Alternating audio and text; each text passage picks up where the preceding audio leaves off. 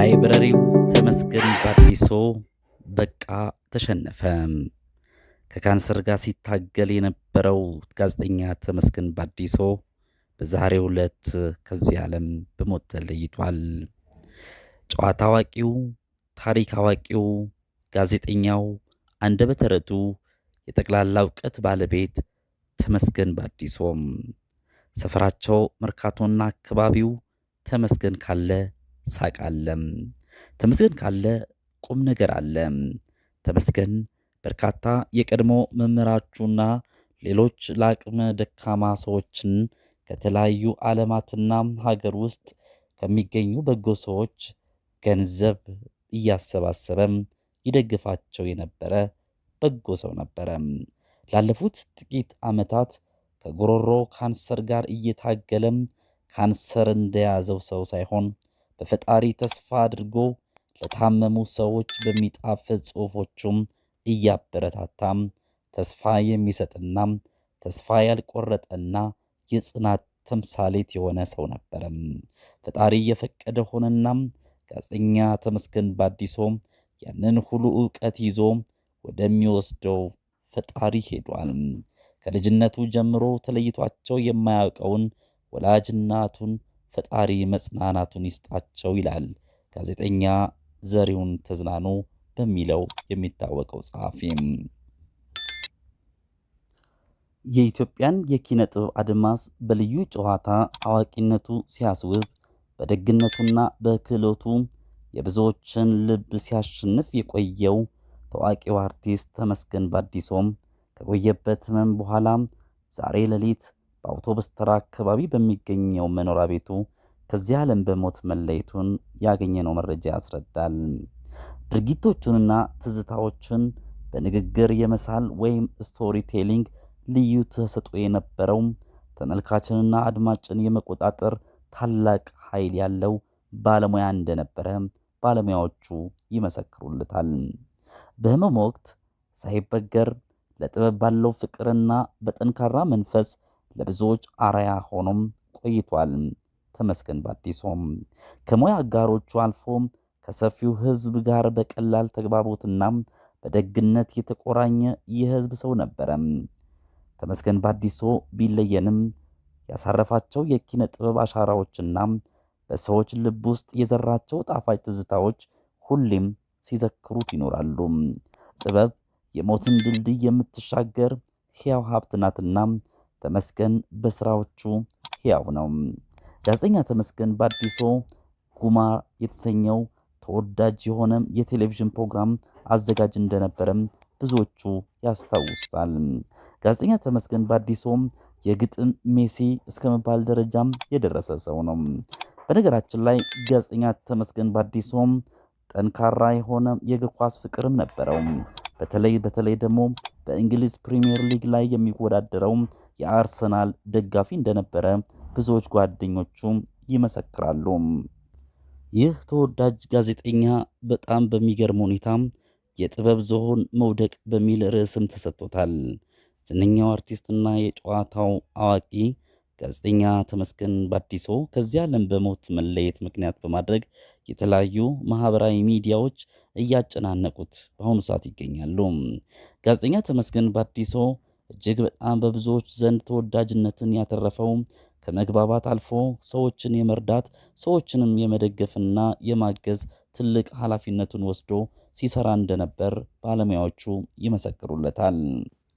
ጋዜጠኛ ተመስገን ባዲሶ በአጻጻፍ ስልቱ ብዙዎች ይወዱታል።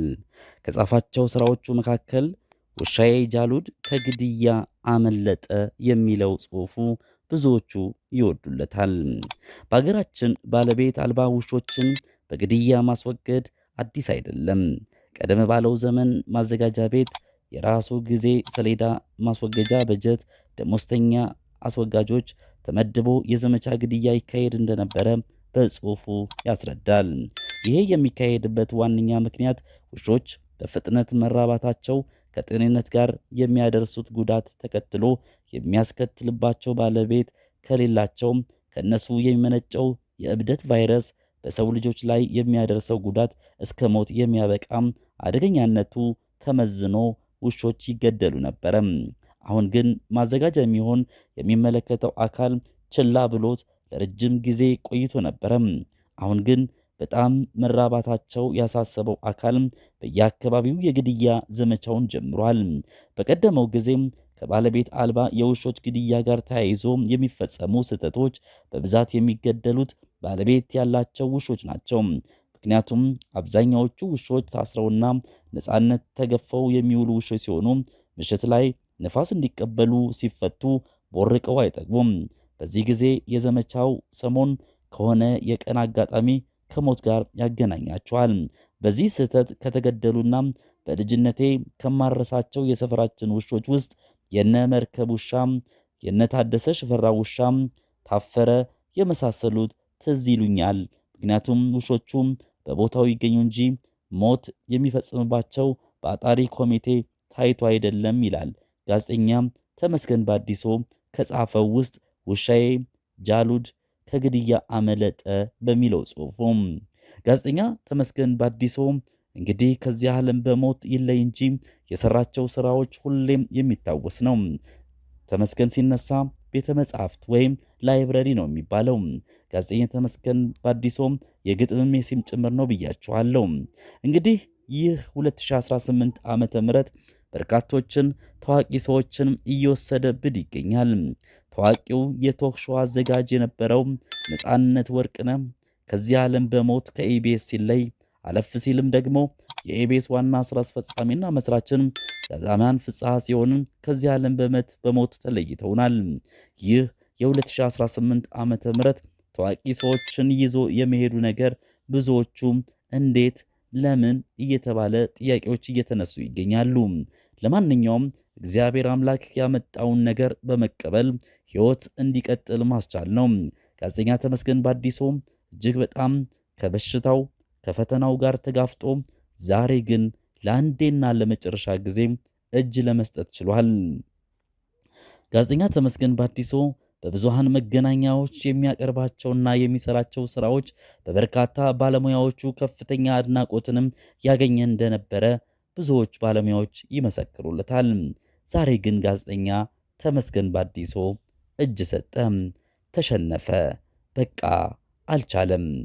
በተወለደበት አውቶቡስ ተራ አካባቢ ከዚህ ዓለም በሞት ተለይቷል። ለወዳጆቹ፣ ለጓደኞቹ፣ ለአፍቃሪዎቹ፣ ለመላው የኢትዮጵያ ሕዝብም በዚህ አጋጣሚ የተመስገን ባዲሶ ሞትን ምክንያት በማድረግ ያዘጋጀነው ዝግጅት ይህንን ይመስላል። ለሁላችንም መጽናናትን ከልብ እየተመኘን በጋዜጠኛ ተመስገን ባዲሶ አዳዲስ መረጃዎች የሚቀርቡ ከሆነ ወደ እናንተ መልሰን የምናቀርብላችሁ መሆኑን እየገለጽን ለዛሬ ያዘጋጀነው ዝግጅት እዚህ ላይ ያበቃል። ጋዜጠኛ ተሜ ነፍስህን ይማር፣ እግዚአብሔር ከደጋጎቹ ጋር ያድርግህ።